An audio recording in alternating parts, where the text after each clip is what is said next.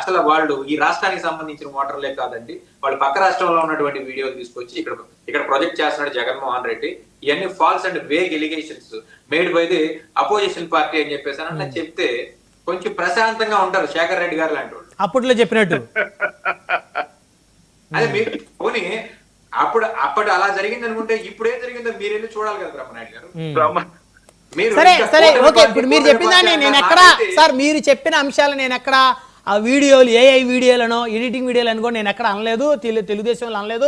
మేము క్వశ్చన్ పక్కన పెడితే 2019 నుంచి 24 మధ్య కాలంలో జరిగిన స్థానిక సంస్థల ఎన్నికలు ఏ విధంగా జరిగాయి అనేది కూటమి నేతలు అడుగుతా ఉన్నారు. దానికి ఒక అనలిస్ట్ గా మీరు ఏం చెప్తారు? మీరు పూర్తిగా వన్ సైడ్ తీసుకోమాకండి దయచేసి. మీరు ఒక అనలిస్ట్ గా, ఒక సీనియర్ అడ్వకేట్ గా, ఒక బాధ్యత కలిగినటువంటి అడ్వకేట్ గా మీరు వాస్తవాల్ని, వాళ్ళ తప్పు అయితే వాళ్ళ తప్పు చెప్పండి, దాన్ని ఖచ్చితంగా యాక్సెప్ట్ చేయాలి అందరూ. బ్రహ్మనాయుడు గారు వన్ సైడ్ తీసుకునే ఉద్దేశమే లేదు, అసలు వన్ సైడ్ తీసుకోవాల్సిన అవసరం కూడా లేదు. ఓకే, అప్పటి కూటమి పార్టీలో జరిగిన ఎలక్షన్ ఈ విధంగా ఎందుకు జరిగింది అంటే అప్పుడు అలా జరిగిందని చెప్పేసి అని అంటున్నారు కదా, దాన్నే రిపీట్ చేస్తున్నారన్నా చెప్పండి పోనీ. అంటే అప్పుడు జరిగింది అనేది మీరు ఒప్పుకుంటారు లేదా? మీ ఆలోచన ఒకటి ఉంది కదా, మీరు కూడా యాక్టివ్ గా ఉన్నారు కదా అప్పుడు. బ్రహ్మనాయుడు గారు మా వ్యక్తిగత అభిప్రాయాలకి పెద్ద విలువ ఉండదు. పార్టీలు కదా సార్, ఇప్పుడు దాకా చెప్పారు కదా, మరి ఇప్పుడు దాకా చెప్పింది మీ వ్యక్తిగత అభిప్రాయమే కదా. మీరు ఒక పార్టీ అభిప్రాయం చెప్పలేదు కదా, మీరు ఒక పార్టీ నాయకులు కాదు కదా, ఇప్పటి వరకు మీరు ఒక వ్యక్తిగత అభిప్రాయం చెప్పారు. ఒక్క నిమిషం బ్రహ్మనాయుడు గారు, అధికార పార్టీకి సంబంధించిన వాళ్ళు కానివ్వండి, ప్రతిపక్ష పార్టీకి సంబంధించిన వాళ్ళు కానివ్వండి, వాళ్ళ అభిప్రాయానికి ఉన్న విలువ వెయిటేజ్ మధ్యవర్తులుగా వచ్చినటువంటి వాళ్ళకి కానివ్వండి, లేకపోతే మాలాంటి విశ్లేషకుల మాటలకి ఉండదు. ఇక్కడ మేము అడుగుతున్నది ఏంటంటే గతంలో మీ అభిప్రాయం అనేది ఒకటి ఉంటుంది కదా సార్, గతంలో జగన్మోహన్ రెడ్డి ఆ విధంగా ప్రవర్తించాడు కాబట్టి మేము కూడా అదే చేసామనన్నా చెప్పాలి కదా అంటున్నా. మేము చెప్తామో లేదో సార్, మీరు వాళ్ళు చేశారా లేదని మీరు చెప్పండి చాలు, చూద్దాం ఫస్ట్. సార్ ఈ రకంగా అయితే ఎక్కడ చూడలేదు సార్, ఈ రకంగా అయితే చూడలేదు. మీరు ఏం చూడలేదా సార్? తలల పగలు కొట్టిన చూడలేదు సార్ ఎలక్షన్ లో.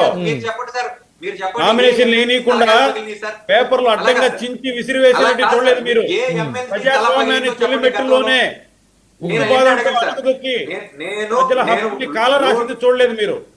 నేను లోటుగా వెళ్ళి మాట్లాడను, నేను మాట్లాడేది అర్థమవుతుంది కదా మీకు. అవునండి, మాట్లాడితే కొంచెం కష్టంగా ఉంటుంది అందరికి. వద్దులేండి, మాట్లాడండి మీరు. సరే, ఏ ఎమ్మెల్సీ ఒక బీసీ ఎమ్మెల్సీ సార్ కులాలు వద్దండి, కులాలు వద్దు. జరిగింది మనం అందరం ఖండిద్దాం. ఒక శాసన మండలి సభ్యుడి మీద జరిగిన దాన్ని ఖచ్చితంగా ఖండించాలి. మళ్ళీ కులాలు తీసుకొని వస్తే ఇదంతా కూడా అసలుకే ఈ రాష్ట్రం కులాల కుంపట్లతో తగలబడిపోతుంది. కులం వద్దు. బ్రహ్మనాయుడు గారు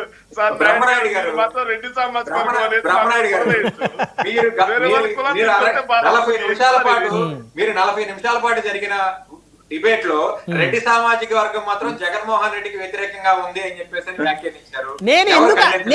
నేను అడిగాను వారిని, వారేమన్నారు? కమలాపురం ఎమ్మెల్యే కుమారుడు, కడప ఎమ్మెల్యే గారి భార్య, అదే జమ్మలమడుగు ఎమ్మెల్యే, వీళ్ళందరూ పేర్లు చెప్తే అంటే వాళ్ళందరూ ఉమ్మడి కడప జిల్లాకు చెందిన వారు కాబట్టి వాళ్ళు వ్యతిరేకంగా ఏమే పనిచేస్తారో అడిగాను. అంతేగాని నేనేమి జగన్మోహన్ రెడ్డి గారి మీద సామాజిక వర్గం తిరగబడింది నేనేం చెప్పలా. చేస్తుందా అని అడిగాను. మీరు శాంతం పూర్తిగా వినండి సార్. సగం సగం విని మా మీద మీరు ఆరోపణలు చేయొద్దు దయచేసి, అర్థమైందా? నాకు అవసరం లేదు. నేను కుల రాజకీయాలు పూర్తిగా ఖండిస్తాను. అసలే ఆంధ్రప్రదేశ్ లో కులాల కుంపటితో తగలబడుతుంది. ఇంకా కూడా ఏమైనా దాడి జరిగితే మనిషిగా చూద్దాం. పలానా వ్యక్తి మీద దాడి జరిగిందన్నాం, పలానా కులానికి చెందిన వ్యక్తి మీద దాడి జరిగింది చెప్పడం ఏంటంటే, మీరు ఒక అడ్వకేట్ అయ్యింది ఏంటి సార్? మీరు అడ్వకేట్ అయ్యింది అట్ట చెప్తారు మీరు? సరే, వాళ్ళిద్దరు చెప్పారంటే వాళ్ళ పార్టీకి సంబంధించిన నాయకులు అర్థం చేసుకోవాలి. సూర్యుడు అస్తమించే సమయం, ఇప్పుడు హాస్యాస్పదమైనటువంటి వ్యాఖ్యలు చేయాల్సినటువంటి పరిస్థితి